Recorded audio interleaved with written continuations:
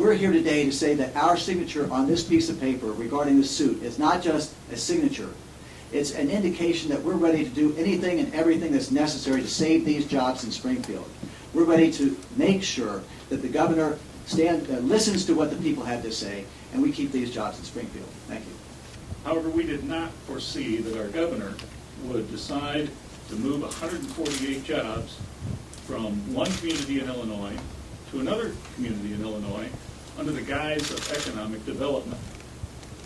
As you've heard, that was unanimously rejected by the bipartisan committee, and we know that the economic benefit from that has been totally rejected.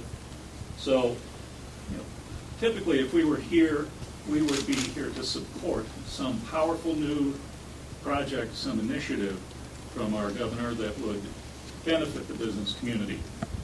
Unfortunately, this unprecedented move for us to be a plaintiff in a lawsuit against the chief elected official of the state of Illinois is where we are today.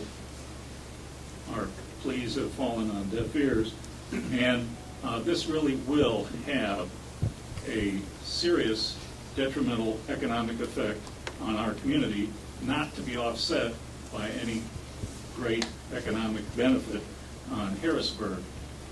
So we believe every job in Illinois is worth fighting for, especially those in our community, and we believe our state deserves a real vision for economic development and real expansion of the job base. Thanks. I think we've come to a point now where we don't like being up here. We don't like the fact that we're having to go forward with a lawsuit against our own government.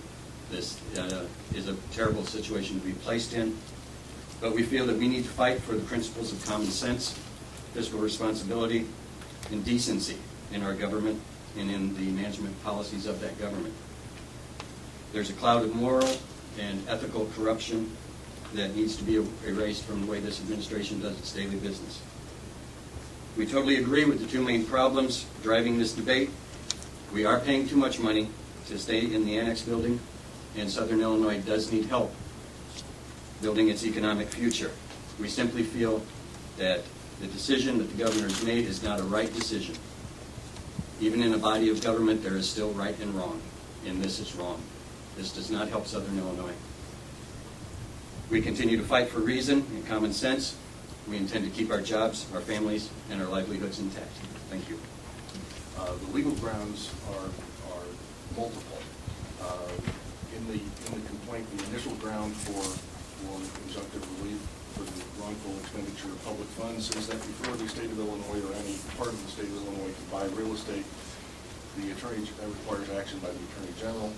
The Attorney General has not taken any action with respect to real estate in Harrisburg. Nothing has been certified and filed with the Index Department of the Secretary of State.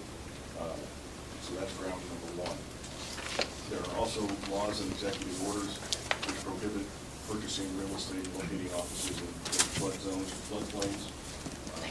You've all seen the